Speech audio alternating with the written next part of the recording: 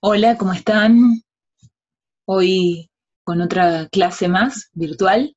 Esta vez para terminar el programa sobre el derecho de las familias, y hoy vamos a ver en esta última clase eh, y a recuperar un poco lo que fuimos viendo en clases anteriores, todo lo que tenga que ver con derechos de niños, niñas y adolescentes, ¿sí?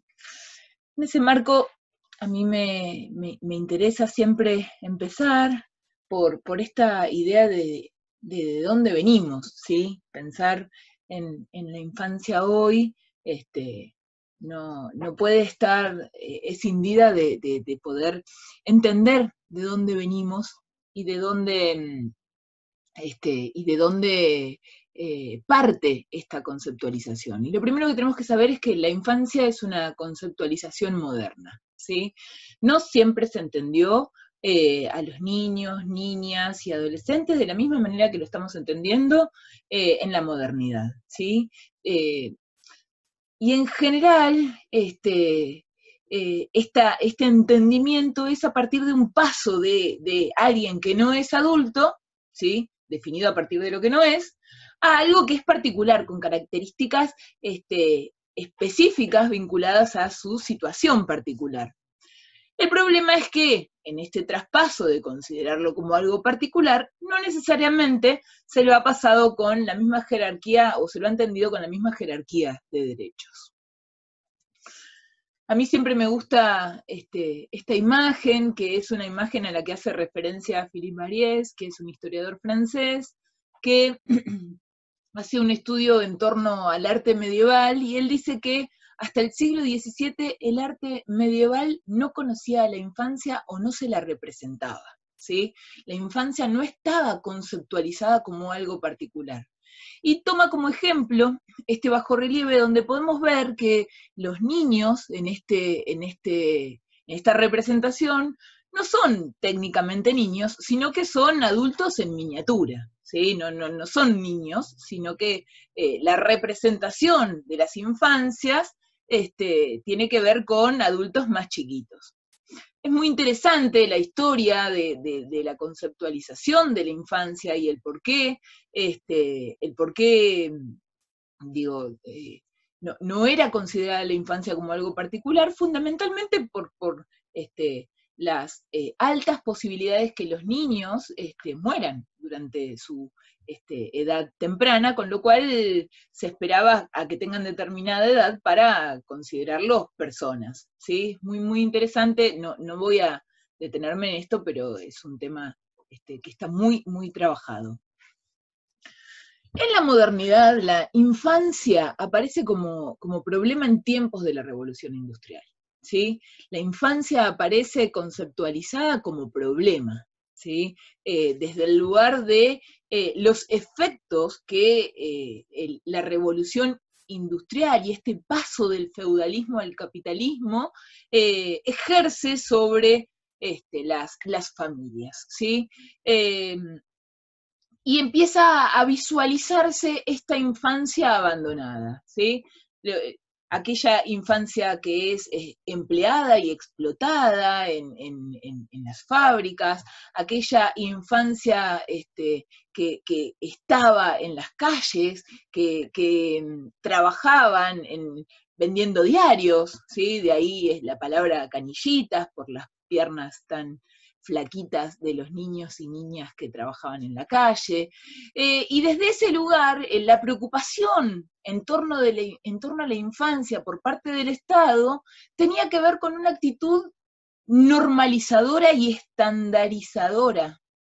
Que viene de la mano de este complejo tutelar, ¿sí? ¿Por qué? Porque el Estado empieza a intervenir a los efectos de garantizar que todos los niños sean iguales, ¿sí? Y todos los niños tengan los mismos derechos. ¿Pero qué derechos? Aquellos que el Estado consideraba que debían tener. Y si no los tenían en el marco de su familia, era el Estado quien asumía esta obligación por fuera de las familias, ¿sí? Con esta idea muy positivista vinculadas con estas 3 R que yo les pongo acá, donde la intención de la intervención tenía que ver con la rehabilitación, la reeducación y la resocialización. Si eso no podía ser dentro de las familias, el Estado asumía a través de la internación, ¿sí?, en instituciones, donde era en ese lugar donde se le iban a garantizar los derechos que su familia no le podía garantizar por cualquier causa, por la causa que fuera. Desde este lugar, bueno, la impronta, digamos, fue discriminatoria, porque básicamente desde el principio, ¿sí?, la intervención estaba destinada a un tipo de infancias, ¿sí?, al tipo de la infancia desvalida, al tipo de infancias donde sus familias no podían asumir las obligaciones que pesaban sobre ellos, y en realidad tenía que ver con esta preocupación de qué van a hacer estos chicos conmigo, digo, entonces me tengo que cuidar de alguna manera y de alguna manera tengo que recuperarlos, ¿sí? Y ahí aparecen las distintas categorías de infancias, ¿sí? Digo, siempre pongo de ejemplo que si nosotros decimos, o si decíamos, un menor le robó a un niño, digo, si bien hablamos de quizás la misma persona, ¿sí?, la misma edad de la persona, posiblemente en nuestras representaciones subjetivas tengamos en la cabeza distintos niños, por más que tengan la misma edad, ¿sí? Por eso está bueno representarse qué tenemos en la cabeza cuando hablamos de niños y qué tenemos en la cabeza cuando hablamos de menores. Un poco la foto viene como a reforzar este ejercicio de representación, y puntualmente cuando hablamos de infancias, hablamos de aquellos niños y niñas donde su socialización es delegada a sus madres, al ámbito del hogar, donde su padre trabaja, donde no hay conflictos, donde el Estado no tiene que intervenir porque está la familia y de ahí no me meto, ¿sí?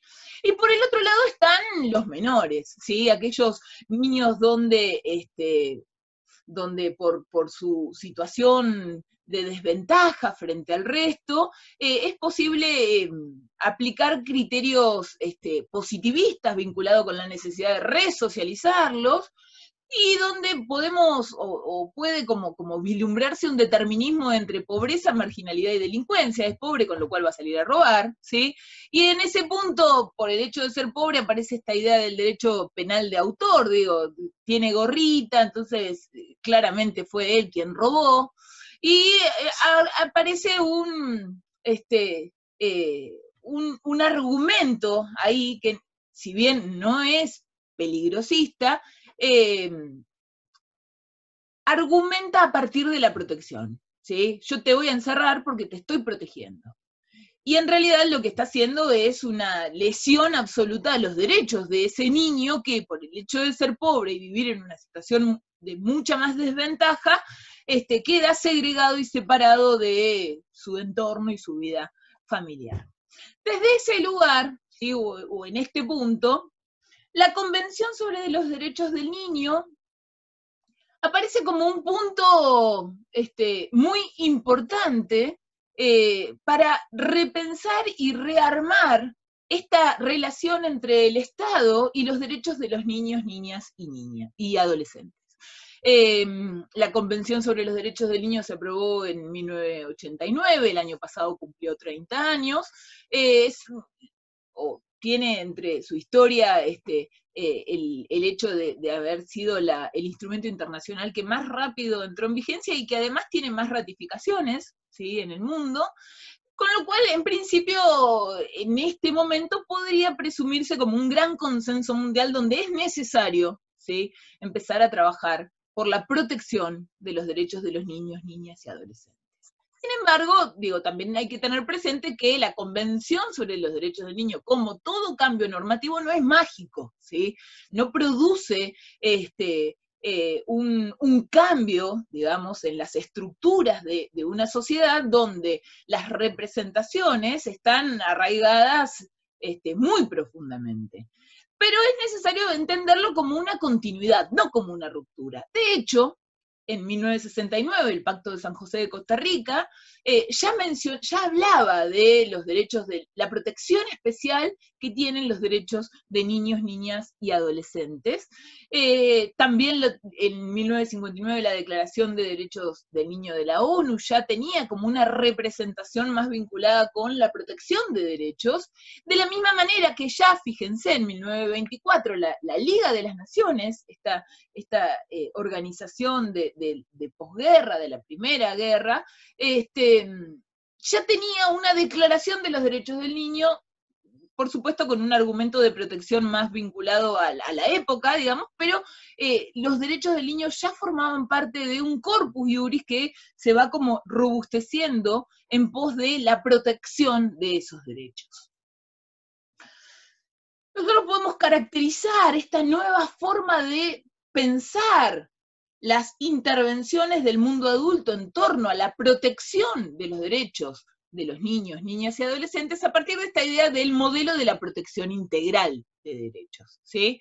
Y este modelo de la protección integral de derechos tiene algunas premisas, y la primera premisa es que los derechos del niño derivan de su condición de persona. El niño, niña o adolescente es una persona, y como persona tiene todos los derechos humanos que tienen todas las personas, ¿sí? No es una persona, no es un sujeto que tenga una categoría inferior, ¿sí? Sin embargo, su situación particular, su situación de persona en crecimiento, exige que haya dispositivos de protección especial de esos derechos, que por supuesto tienen que ser complementarios de los derechos de todas las personas y nunca sustitutivos.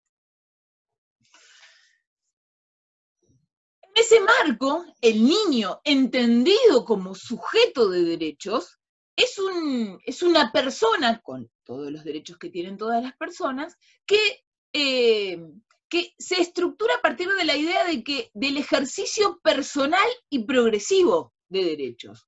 Ser sujeto de derechos implica poder ejercer esos derechos que la Convención y los instrumentos de derechos humanos le reconoce, ¿sí?, a todas las personas.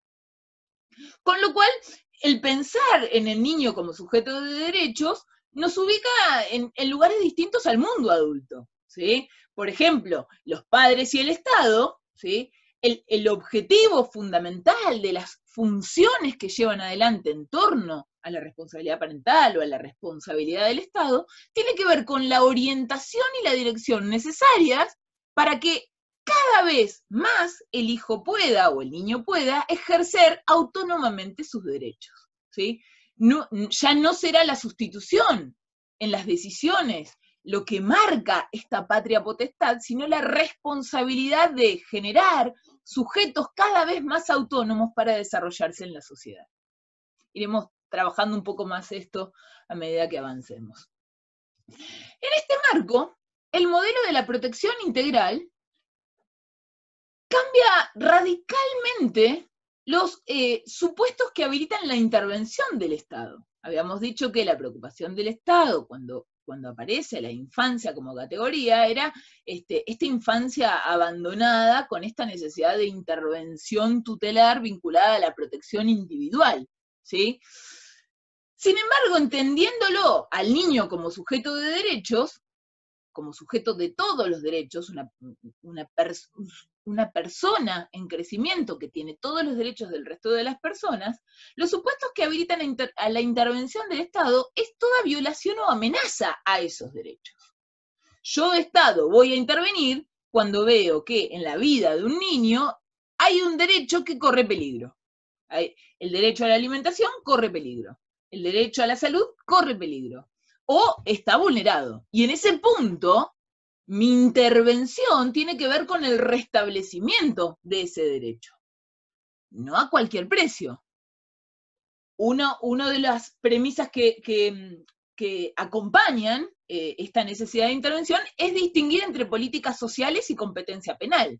Digo, si el niño es pobre, digo, lo que voy a tener que trabajar es con todos los programas vigentes vinculados con la satisfacción de derechos económicos, sociales y culturales.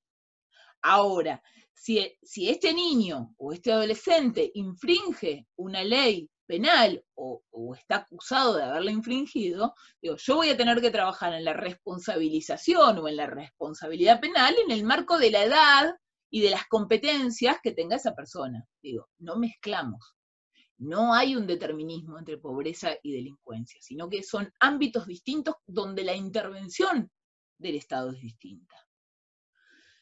La siguiente premisa fundamental tiene que ver con la protección de los derechos en el marco de la familia, ¿sí? Si el niño tiene amenazado o violado el derecho a la salud, a la educación y a la alimentación, mi trabajo como Estado es garantizar la efectividad de ese derecho en el marco de una estrategia de restitución de esos derechos, contemplando la efectividad de esos derechos en el ámbito de su familia.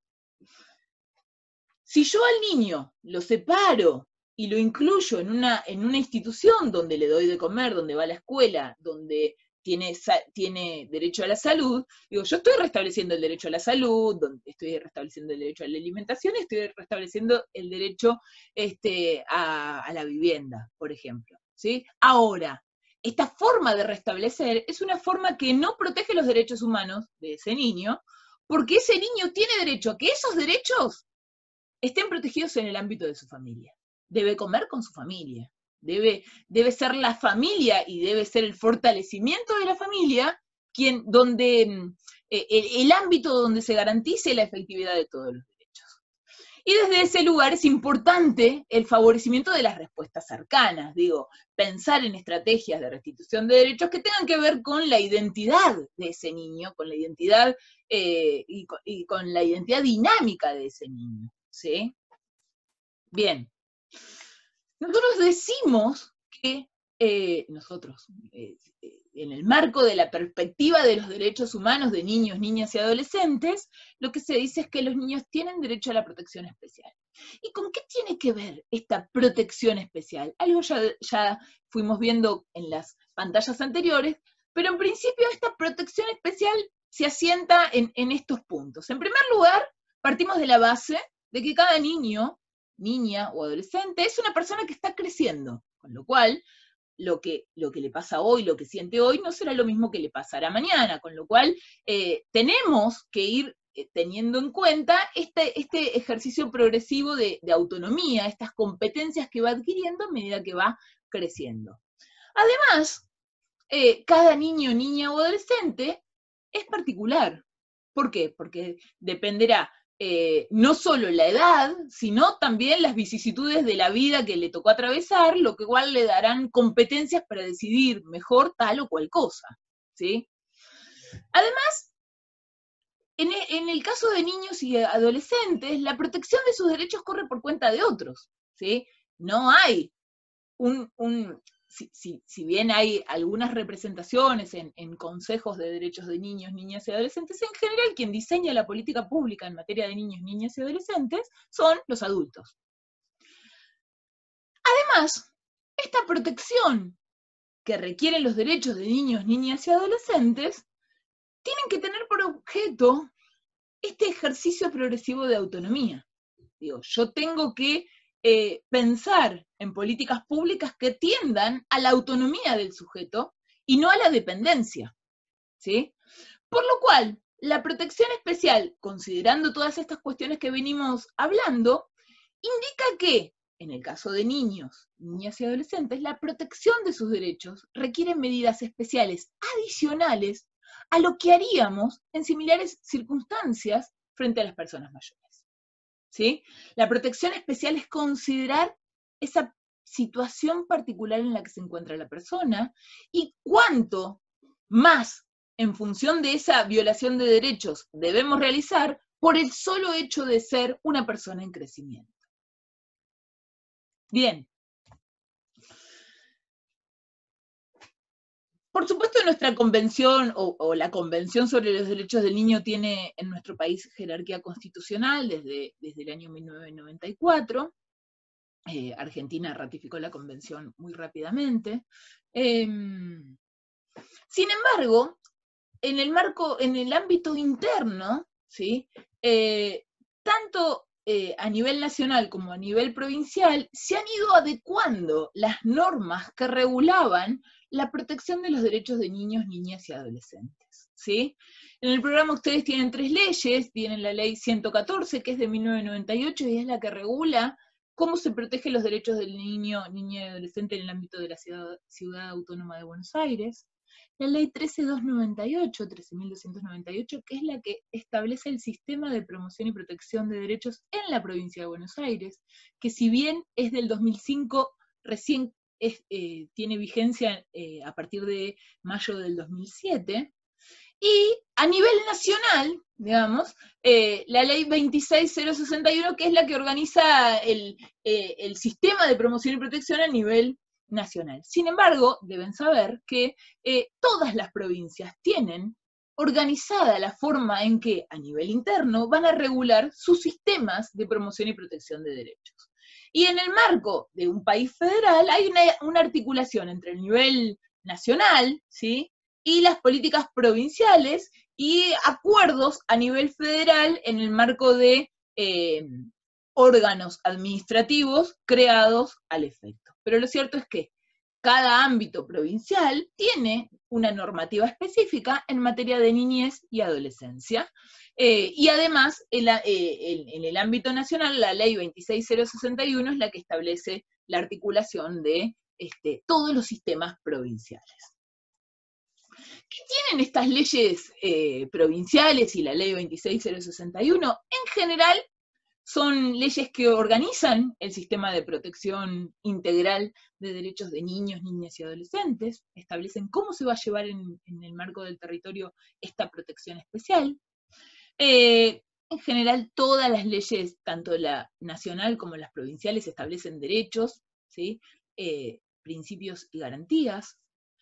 Determinan quiénes son los organismos o cuáles van a ser los órganos administrativos de protección de derechos, y en ese marco van a establecer quiénes serán, cómo intervendrán, ¿sí?, frente a qué supuestos intervendrán,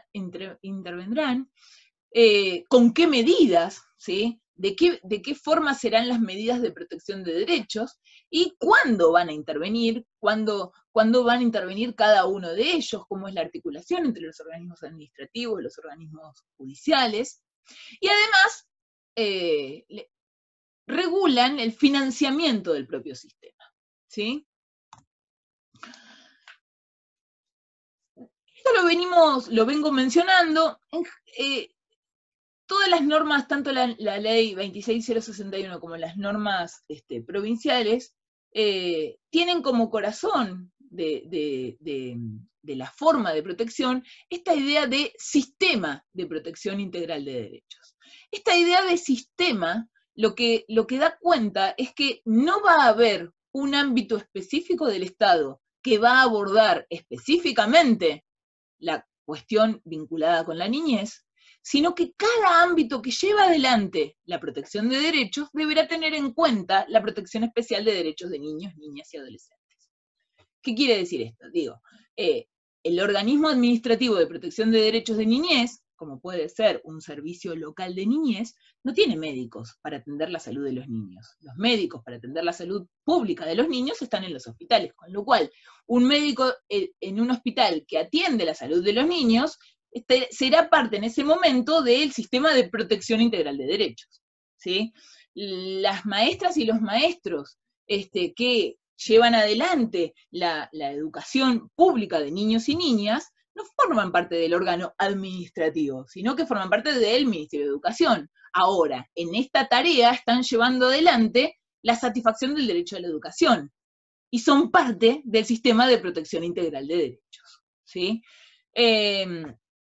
Solamente les traje la definición del artículo 32, pero en general todas las normas provinciales siguen esta organización de definir al sistema de promoción y protección integral de derechos como todos los organismos, entidades y servicios, todos, que diseñan, planifican, coordinan, orientan, ejecutan y supervisan las políticas públicas de gestión, estatal o privadas, en el ámbito nacional, provincial y municipal, destinadas a la promoción, prevención, asistencia, protección, resguardo y restablecimiento de derechos de niños, niñas y adolescentes.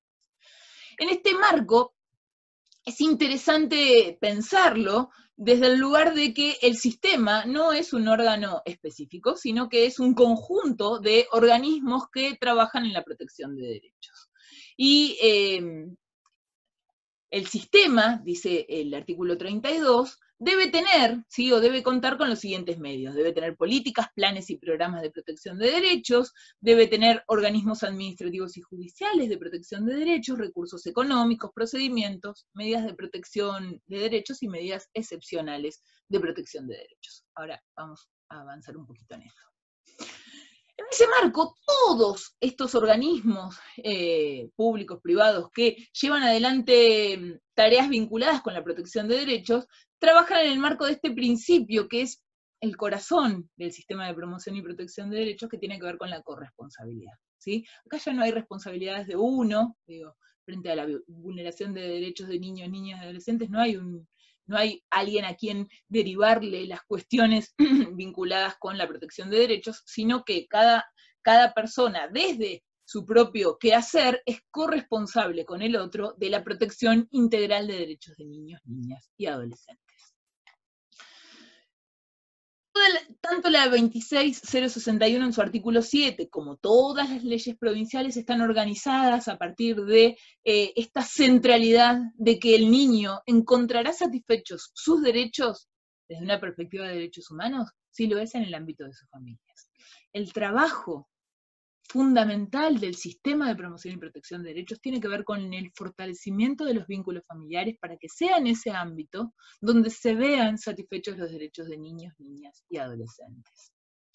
En ese marco, las medidas de protección de derechos, ¿sí?, que son aquellas que aparecen frente a una vulneración de un derecho específico, son definidas como cualquier actividad estatal que tenga por objeto garantizar la efectividad de un derecho frente a su amenaza o violación. En ese punto, cualquier intervención del Estado que tenga por objeto restablecer un derecho vulnerado será una medida de protección de derechos. En esta pirámide que les pongo, digo, en la base más ancha de la pirámide, todas las políticas públicas básicas y universales son medidas de protección de derechos. Digo, la educación pública es una medida de protección al derecho a la educación. Lo que pasa que es una política pública universal, ¿sí?, de la misma manera que la asignación universal por hijo, por ejemplo. Subiendo la pirámide, digo, ya tenemos las medidas de protección de derechos integrales, digamos, que es frente a una amenaza específica, ¿sí?, que tiene que ver con no acceder, por ejemplo, a la parte de más abajo de la pirámide. Por ejemplo, si el niño no está pudiendo ir a la escuela porque tiene que estar cuidando a sus hermanos porque su madre trabaja, ¿sí?, una medida de protección de derechos tendrá sentido, ¿sí?, si a través de una intervención certera por parte del Estado se garantiza que sus hermanos sean cuidados por alguna organización más vinculada con el cuidado y que pueda ir a la escuela y de esa forma restablecer este derecho que estaba en peligro de ser violado. Y finalmente, en la parte superior de la pirámide, tenemos las medidas excepcionales, que son aquellas donde lo que sucede es la separación del niño de su familia. Bien, el objetivo de las medidas de protección es variado y se va a relacionar con él o los derechos que tiendan a proteger o restablecer. Básicamente no es posible tener un abanico previo, aunque se puede tener, pero digo, teniendo en cuenta la particularidad de cada niño, habrá que ir diseñándola en el marco de lo que le suceda a ese niño, niña o adolescente. Van a ser provisorias, van a tener que tender al fortalecimiento familiar, y una premisa fundamental es que la falta de recursos nunca va a habilitar la separación del niño de su familia. ¿Cuándo una medida va a ser excepcional? ¿Cuándo para la protección del derecho vulnerado a través de el desarrollo de una estrategia de restitución de derechos, sea necesario a ese niño apartarlo de su casa para que viva en otro lugar, mientras se llevan adelante en el ámbito del hogar todas las medidas necesarias para que este niño en algún momento pueda volver. Y van a ser excepcionales básicamente porque deben adaptarse como último recurso. Todo lo que va a tener que hacer el Estado como primera medida es garantizar que la protección de derechos se dé en el ámbito del hogar, con el niño viviendo con su familia. Estas medidas de protección excepcional se van a cumplir o en el marco de la familia ampliada, o con algún referente afectivo, ¿sí? O en ámbitos institucionales. Es importante el respeto al centro de vida del niño, niña o adolescente, y esto es muy importante porque las medidas excepcionales tienen por objeto que el niño vuelva a ese domicilio o a esa casa de donde se fue, con lo cual es importante que se respeten la mayor cantidad de los vínculos que tengan que ver con su identidad dinámica. Digo, se va de su casa en el marco de una estrategia de restitución de derechos, pero el respeto del centro de vida hace que debamos procurar, o se deba procurar que siga yendo a la misma escuela, o al mismo club del barrio, o se junte con los mismos amigos, ¿sí? Estas medidas son limitadas en el tiempo, tienen plazos establecidos. El plazo que establece la ley 26061, o en realidad su decreto reglamentario, que es el 415, es un plazo de 90 días, prorrogable por otro plazo igual. Requiere este plan de trabajo, esto que yo les decía, digo, mientras lo separo, necesito que con el niño, con la familia del niño, estén trabajando para que este niño pueda volver cuanto antes, y además son medidas que requieren control de legalidad, es decir, las adopta el organismo administrativo, pero el Poder Judicial va a disponer si se cumple todas estas normas al momento de adoptar esa medida de protección excepcional. Y se inicia un procedimiento especial que es el control de legalidad de las medidas excepcionales. Bien. Terminando con los sistemas administrativos en una apretada, muy apretada síntesis, tenemos que ver ahora 3 principios, ¿sí?, que forman parte de la Convención sobre los Derechos del Niño, que son estructurales en lo que tiene que ver con la protección integral, que ustedes los tienen en el programa, y además de estos 3 tienen el derecho a la identidad, que fue abordado cuando vieron filiación, con lo cual me voy a detener en estos 3 principios, que son el interés superior de niños, niñas y adolescentes, la autonomía progresiva y el derecho a ser oído. El interés superior del niño, o interés superior de niños, niñas y adolescentes, está establecido en el artículo 3 de la Convención. La Convención dispone que en todas las medidas concernientes a los niños que tomen las instituciones públicas o privadas de bienestar social, los tribunales, las autoridades administrativas o los órganos legislativos, una consideración primordial a la que se atenderá será el interés superior del niño. Esta orientación, este principio, ¿sí?, ha sido muy criticado, fundamentalmente porque se trata de una directriz vaga, indeterminada y sujeta a múltiples interpretaciones. ¿Qué es el interés superior del niño? Y si a mí me presentan una situación y me dicen qué es lo que vos pensás que es mejor para este niño, quizás yo pueda decir algo, quizás otra persona pueda decir alguna otra cosa, con lo cual muchas veces se convierte en una especie de excusa, ¿sí?, para tomar decisiones, fundamentalmente amparadas en esta idea de bienestar. Digo, yo decidí esto porque es el interés superior del niño. ¿Interés superior del niño para quién? Para mí, que lo decidí, ¿sí? Y muchas veces se ha utilizado como este paraguas para inspirar la solución de un caso. Yo creo que lo mejor es tal cosa, porque eso hace el mejor interés superior del niño. Entonces, puede convertir en autoritarias, ¿sí?, algunas decisiones, con lo cual Sillero Bruñol, que es un jurista chileno, dice que es necesario entender el interés superior del niño desde un enfoque de derechos, ¿sí?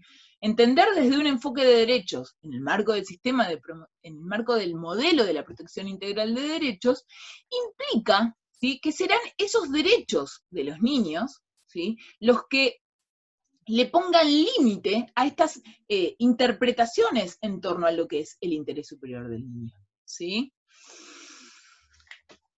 Dice Sillero Bruñol, y en una definición que después ha sido tomada por la normativa, por lo menos en la ley nacional, la 26061 y la 13298 de Provincia de Buenos Aires, tienen esta definición de lo que es el interés superior del niño. Sillero Bruñol va a decir que es la plena satisfacción integral y simultánea de sus derechos.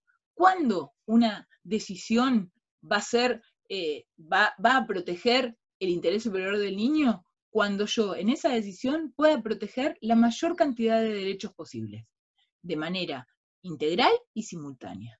Con lo cual, la determinación del interés superior del niño está enmarcada, ¿sí?, en este enfoque de derechos, ¿sí? Con lo cual vamos a tener que hacer un análisis conjunto de los derechos afectados y empezar a ponderar las decisiones en función de cuál es la decisión que protege la mayor cantidad de derechos.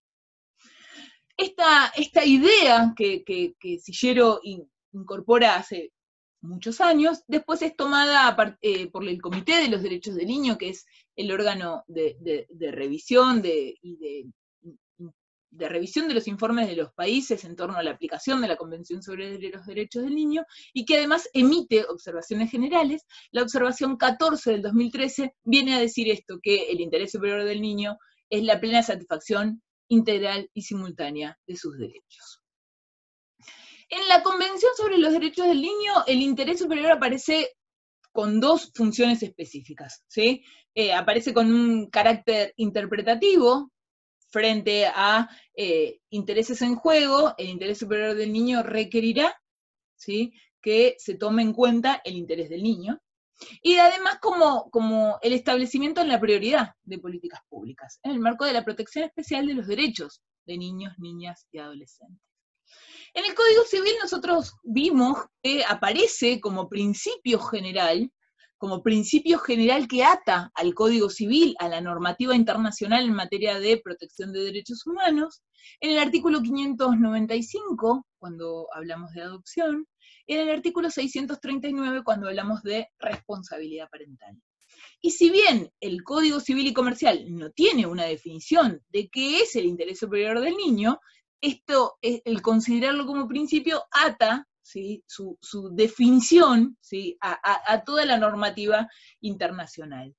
Sin embargo, la 26061 en el artículo 3 tiene una definición de lo que debe considerarse interés superior del niño, a la cual podemos echar mano para traer esta noción de satisfacción, dice la 26061, satisfacción integral, simultánea de derechos y garantías reconocidos por esta ley.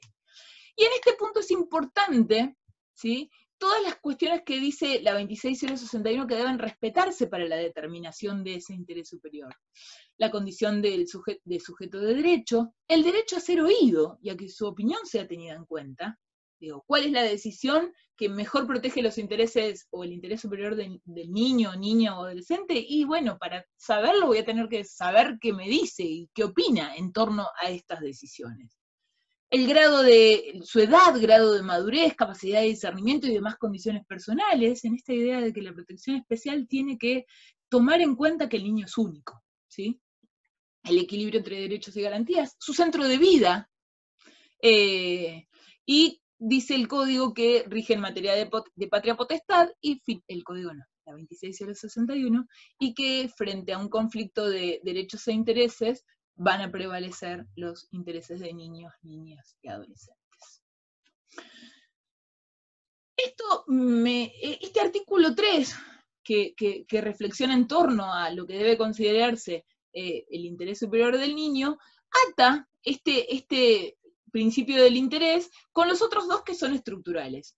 Y Couso, Jaime Couso, que es otro jurista chileno que nos gusta mucho, dice que desde un enfoque de derechos, para definir el interés superior del niño, será determinante la propia visión del niño. Digo, ¿qué piensa en torno a cuál es la mejor decisión? Como verdadero titular de derechos, sobre cuáles son sus intereses o sobre cómo y cuándo quiere ejercer esos derechos. Y acá podemos empezar a trabajar en esta interrelación entre interés superior del niño, autonomía progresiva y derecho a ser oído. ¿Qué es esto de capacidad o autonomía progresiva? Algo ya estuvimos viendo con Yael cuando hablamos de capacidad, pero esta idea de autonomía progresiva del niño se asienta en esta idea de que ser niño no es ser menos adulto, ¿sí? Ser niño tiene que ver con una forma de ser persona distinta a la que es a la de los adultos. ¿Por qué? ¿Por qué es distinta? Porque básicamente se está creciendo y no se tiene la misma autonomía o la misma autonomía cuando se tiene 1 año que cuando se tiene 15. Es tan variable la autonomía de niños, niñas y adolescentes que requiere una visualización específica de la particularidad de ese niño o adolescente. No es lo mismo un niño de 3 años, o de 5, o de 10, que un niño o que haya atravesado una situación compleja en su vida, como la separación de sus progenitores, o aquel niño que no ha tenido situaciones desventajosas en torno a su vida. Digo, esto hace que cada niño sea único, y en este marco la autonomía progresiva tiene que ver con entender esta variabilidad de capacidades que tiene que ver con el crecimiento. Está definido de alguna manera en el artículo 5 de la Convención sobre Derechos del Niño, donde habla de la función del Estado y de la familia en torno a la responsabilidad por el ejercicio progresivo de derechos. Porque me va a decir que los Estados partes van a respetar las responsabilidades, los derechos y los deberes de los padres, o en su caso de los miembros de la familia empleados de la comunidad, según establezca la costumbre local, de los tutores u otras personas encargadas legalmente del niño, de impartirle, en consonancia con la evolución de sus facultades, dirección y orientación apropiadas para que el niño ejerza los derechos reconocidos en la presente convención. ¿Sí? Es esa la función específica del mundo adulto en torno a la infancia, brindarle, ¿sí?, la dirección y orientación apropiada, en consonancia con la evolución de sus facultades, para el ejercicio autónomo y progresivo de sus derechos. En el Código Civil nosotros vemos plasmada esta diferencia en el artículo 25, donde distingue que entre niños y adolescentes. El artículo 25 dice que menor de edad es toda persona que no haya cumplido los 18 años, y el código, y que adolescente es la persona que ya cumplió 13. Entonces, entre 0 y 13 será niño, entre 13 y 18 será adolescente. Y en torno al ejercicio de los derechos por parte de la persona menor de edad, el artículo 26 es el que me va a establecer de qué manera se va a llevar adelante este ejercicio de derechos. Y me va a empezar diciendo que la persona menor de edad va a ejercer derechos a través de sus representantes legales, ¿sí? El código todavía tiene la representación. ¿Cuándo va a haber representación? Segundo párrafo. No obstante, la que cuenta con edad y grado de madurez suficiente puede ejercer por sí los actos que le son permitidos por el ordenamiento jurídico. Esta interacción entre representación y autonomía se va a dar en cada caso. Digo, no hay una serie de actos que están asociados con la autonomía y una serie de actos que están asociados por la representación. El ejercicio progresivo dependerá de las competencias de ese niño, niña o adolescente para ejercer de manera autónoma esos derechos. Y dice el 26 y continúa. En situaciones de conflicto de intereses con sus representantes legales, puede intervenir con asistencia letrada, que ahora vamos a ir a eso. Y la persona menor de edad tiene derecho a ser oída en todo proceso judicial que le concierne, así como a participar en las decisiones sobre su persona.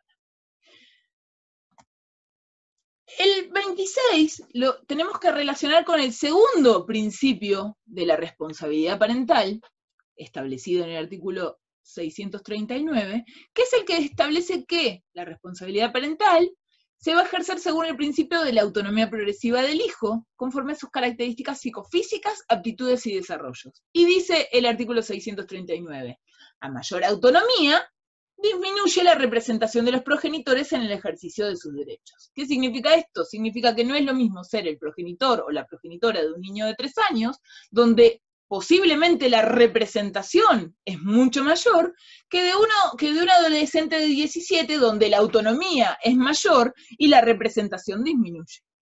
Este juego de la autonomía progresiva, de ir evaluando la autonomía progresiva, es un juego que tiene que ver con la protección de los derechos humanos de ese niño como sujeto de derechos.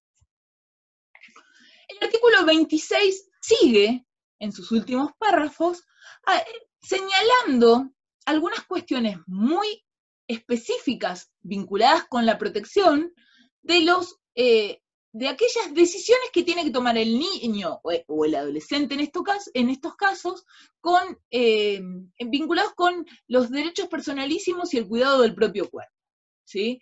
Y está regulado de esta manera los efectos de la protección de que, por lo menos, en estos casos, está claro que hay decisiones que son de los adolescentes. Dice el artículo 26, se presume que el adolescente entre 13 y 16 años tiene aptitud para decidir por sí respecto de aquellos tratamientos que no resultan invasivos, ni comprometen su estado de salud o provocan un riesgo grave en su vida o integridad física. Si se trata de tratamientos invasivos que comprometen su estado de salud o está en riesgo su integridad física, el adolescente debe prestar su consentimiento, es decir, quien decide es el adolescente, con la asistencia de sus progenitores. El conflicto entre ambos se resuelve el juez teniendo en cuenta su interés superior sobre la base de la opinión médica respecto de las consecuencias. Y a partir de los 16 años, y esta es una categoría distinta a niñez y adolescencia, el adolescente es considerado como un adulto para las decisiones atinentes al cuidado de su propio cuerpo. Acá les hice un cuadrito donde podemos como analizarlo mejor. Digo, las personas menores de 13 años necesariamente están sujetos a representación legal. Entre 13 y 16, para los tratamientos no invasivos se va a requerir solamente el consentimiento del adolescente. Entre 13 y 16, para los invasivos, se necesita el consentimiento del adolescente y la asistencia de uno de sus progenitores. Y digo de uno porque el artículo 645 no menciona estos actos como aquellos de ejercicio conjunto de la responsabilidad parental. Y para los mayores de 16, el niño, o el adolescente, perdón, va a ser considerado un adulto para las decisiones atinentes al cuidado de su propio cuerpo. Bien. Algo ya mencionamos, pero el derecho a ser oído es, en esta triada, el tercer principio que se conecta. Está regulado en el artículo 12 de la Convención sobre los Derechos del Niño, y este es un artículo muy conocido. De hecho, hay actos procesales que se llaman la escucha del artículo 12, que tienen que ver con la necesidad de que en los procesos judiciales la voz del niño sea escuchada. Dice, los Estados partes garantizan al niño que esté en condiciones de formarse un juicio propio el derecho de expresar su opinión libremente en todos los asuntos que le afectan, teniéndose debidamente en cuenta las opiniones del niño en función de la edad y la madurez del niño.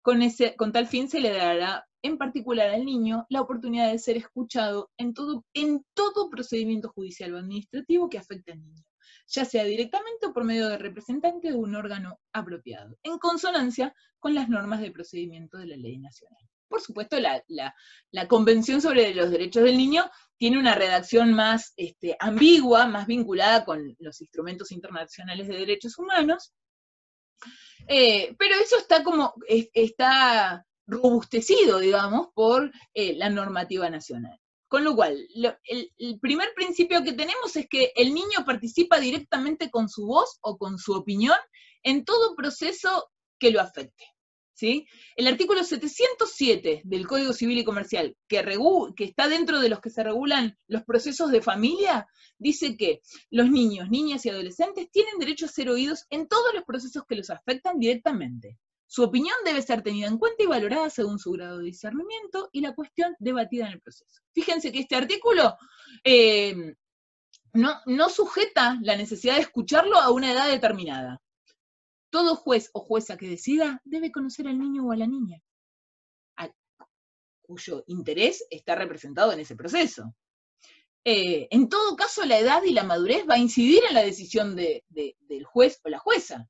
¿Sí? Si están decidiendo un cuidado personal y el niño dice, me quiero quedar con mamá, bueno, esta escucha tiene que ser representativa y ser tenida en cuenta, y en función de la autonomía y de las competencias de ese niño o adolescente, ser valorada de manera distinta. las competencias de este niño, para el caso concreto, condicionan la valoración, ¿sí? Yo no puedo dejar de reconocer que si una un adolescente de 17 años me dice algo, ¿sí? Yo no puedo no valorarlo por el solo hecho de que es menor de edad, ¿sí? Bien. Entonces, hay 3 estándares en materia de derecho a ser oído en el artículo 12 de la Convención sobre Derechos del Niño. El primer estándar tiene que ver con tomar debidamente en cuenta esta escucha, ¿sí? Y Couso, de nuevo, habla de que tomar debidamente en cuenta es conferirle un especial peso a la opinión y a las preferencias expresadas del niño. ¿Qué significa esto? Significa que si yo tengo 2 decisiones, ¿sí? Una decisión que pesa determinada cantidad y otra decisión que pesa otra determinada cantidad, tomar debidamente en cuenta es conferirle un peso a la palabra del niño. Con lo cual, si yo no sé cuál de las dos elegir, cuál de estas 2, 3 o más opciones, la palabra del niño le va a dar un peso relativo mayor a aquella decisión con la cual el niño acuerda. Con esto tiene que ver el tomar debidamente en cuenta, ¿sí? Sopesar en las decisiones la escucha del niño en aquellas cuestiones que hacen a su interés, ¿sí? El segundo estándar de tomar debidamente en cuenta tiene que ver con la fundamentación de las decisiones. Si yo soy niño o soy adolescente y a mí me escucharon, yo tengo que saber, en el marco de esa sentencia, por qué no se decidió de la manera en que yo quería que se decida. O por qué yo, juez, me aparté de esta decisión que el niño tenía. Con lo cual, la escucha tiene que formar parte de la fundamentación de las decisiones. Y el tercer estándar tiene que ver con la posibilidad de construir el caso. En muchos casos, en muchas situaciones, la escucha solo no alcanza, sino que la necesidad de participar, ¿sí? Requiere de mayor protección y de la posibilidad de intervenir directamente y como parte en el proceso judicial. Y con esto tiene que ver el tema de patrocinio de niños, niñas y adolescentes. El artículo 27 de la ley 26061 es el que regula, entre muchas otras normas, el derecho a ser oído, por lo menos en la 26061. Pero que en el 2005 viene a traer esta idea de que el niño tiene derecho a ser asistido por un letrado, preferentemente especializado en niñez y adolescencia, desde el inicio del procedimiento judicial o administrativo, que lo incluya. En caso de carecer de recursos económicos, el Estado deberá asignarle de oficio un letrado que lo patrocine. Con esto tiene que ver esta figura del abogado y la abogada de niños, niñas y adolescentes, ¿sí? La posibilidad de intervenir en el marco de este tercer estándar vinculado con la construcción del caso, intervenir directamente en el proceso y como parte, ¿sí? En este punto hay distintas posiciones en torno a cuál es la edad para poder contratar a un abogado y participar como parte. Y acá tenemos distintas posturas. Tenemos una postura amplia que admite la designación de abogado o abogada en cualquiera sea la edad del niño. Tenemos una postura restringida que exige discernimiento, el discernimiento para los actos lícitos. Y tenemos una postura intermedia donde dice, bueno, veamos cada caso particular y las competencias del niño en ese caso particular, ¿sí? Dice el Código Civil y Comercial. Bueno, el Código Civil y Comercial, en sus fundamentos, dice que uno de los temas que más debates ha generado la Ley 26061 es el relativo a la defensa técnica de niños y adolescentes mediante su intervención o participación activa, con su propio patrocinio letrado, cuando existen intereses contrapuestos con los progenitores. El anteproyecto permite la actuación del abogado del niño, cuando los niños y adolescentes lo soliciten de manera expresa, y en determinados supuestos o situaciones especiales, en particular cuando involucra a hijos adolescentes. Siguiendo las recomendaciones internacionales, no se establece edad para que los niños puedan ser escuchados, siendo esta un elemento a ser tenido en cuenta a los fines de la valoración, siendo esta, es decir, la edad. Dependerá del proceso judicial y de la valoración que haga el juez o jueza que tenga que decidir respecto a las competencias que tenga ese niño o adolescente para intervenir en ese proceso, dependerá de eso la posibilidad de aceptar esta figura del abogado o abogada del niño o la niña. Entonces, tenemos que tener presente algunos estándares que además están en el Código Civil y Comercial. ¿Por qué? Porque en principio, si se trata de un adolescente, su edad y grado de madurez se presume. Es decir, que si se trata de un adolescente, hay normas, hay un conjunto de normas como el artículo 679 o el 677, que presumen la autonomía para presentarse con un letrado que lo patrocine. Y si es un niño, ¿sí?, corresponderá al magistrado valorar en cada supuesto si tiene las competencias necesarias o las condiciones necesarias para llevar adelante una participación autónoma. Una de las cuestiones interesantes que siempre preguntan es quién le paga al abogado del niño o a la niña, porque fundamentalmente es un colega que lleva adelante una tarea muy importante, que además del patrocinio, como en todos los casos, tiene que llevar adelante una tarea muy particular vinculada con la autonomía de ese niño o adolescente al que patrocina. En primer lugar, le pagan los padres. Padres, y cuando digo padres, padres y madres, me quedó ahí como estereotipado, pero le pagan padres y madres, los progenitores. Y eventualmente, si no tienen el dinero suficiente, deberá ser a cargo del Estado. Ya el decreto reglamentario de la ley 26061 había establecido la necesidad de hacer convenios con los colegios profesionales a los efectos de poder llevar adelante y materializar este patrocinio gratuito eventualmente. Y desde el 2007 existía en el Colegio de Abogados de Cava un registro de abogados amigos de los niños, y en Chubut la Defensoría Pública tenía, podía ser designada como abogado del niño. En Provincia de Buenos Aires, desde el 2014, tenemos una ley que regula las figuras del abogado del niño y crea el registro provincial de abogados del niño. ¿Sí?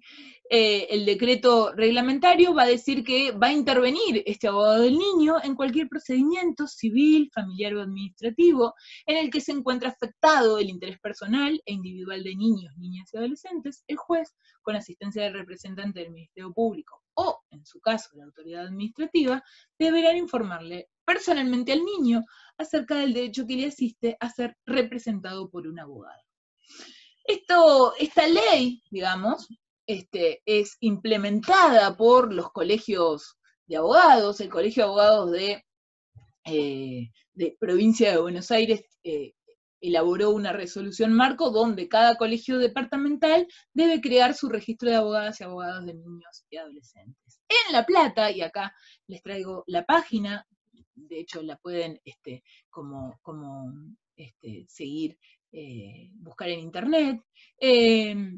En el Colegio de Abogados de La Plata tenemos el registro de abogadas y de abogados, de niños, niñas y adolescentes. Es un registro que se lleva a cabo sobre la base de acreditar la especialización en materia de niñez y adolescencia, en materia de derechos de niñez y adolescencia, y si en algún proceso judicial es necesario un abogado del niño o de la niña, es posible a través de un oficio exigir el nombramiento de uno que se va a desempeñar en ese proceso. Bien, hasta acá este tema, que es muy apasionante y que seguramente ha quedado mucho para hablar. Seguramente irán trabajando con sus adjuntas. Yo me despido, espero que tengan un buen día y que estén muy bien. Les mando un abrazo.